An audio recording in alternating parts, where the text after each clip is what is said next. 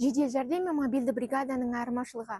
Павлодар облысындағы барлық қоңыраулар бірыңғай байланыс орталығына 103 желісі арқылы қабылданады. Дегенмен, сонымен қатар олардың балама номерлері бар: 112 32 00 24. Қоңырауларды фельдшерлік білімі бар білікті диспетчерлер қабылдайды.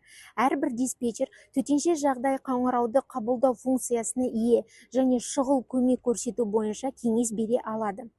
Қоңыраулар жеделдік бойынша 4 санатқа бөлінеді. Оны дұрыс анықтау үшін қоңырау шалушы диспетчерді мұқият тыңдап, мүмкіндік болса барлық сұрақтарға жауап беру керек. Төтенше жағдай туындаған жағдайда медициналық топ жолда жүргенде диспетчер белгілі бір ұсыныстар бере алады.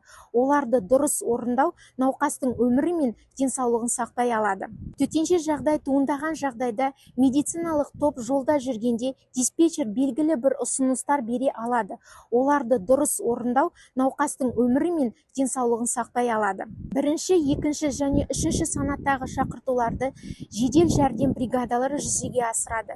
2025 жылдың 1 мамырынан бастап 4-ші жедел санаттағы шақыртулар емханаға мобильді бригадаларға ауыстырылды. Мұндай мобильді топтың құрамына көмек көрсету ережелерін үйренген фельдшерлер кіреді. Мобильді топ барлық қажетті дәрі-дәрмек пен медициналық бұйымдармен жабдықталған. Шұғылдықтың 4-ші санатындағы шақыртулар науқастың өмірі мен денсаулығына тікелей қауіп төндірмейтін, кенеттен және ауыр ағзалары мен жүйкелердің бұзылыстары жоқ, жедел ауру немесе бұзылмай аурудың өршуіне туындаған науқастың жағдайлары жатады. Бұл жағдайда команданың келуі уақыты 60 минутқа дейін. Мобильді топтар 4-ші санаттағы шақыртулар жұмыс күндері сағат 8-ден 8-ге дейін, сенбі күні сағат 8-ден 13-ге дейін.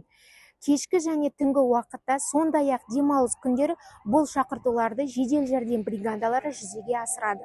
4-ші санаттағы шақыртуларды емханаларға беру және жедел жәрдем бригадаларын босатып қана қоймай, сонымен қатар емхана қызметіне пациентті амбулаториялық деңгейде емдеу тактикасын одан әрі анықтау мүмкіндік береді.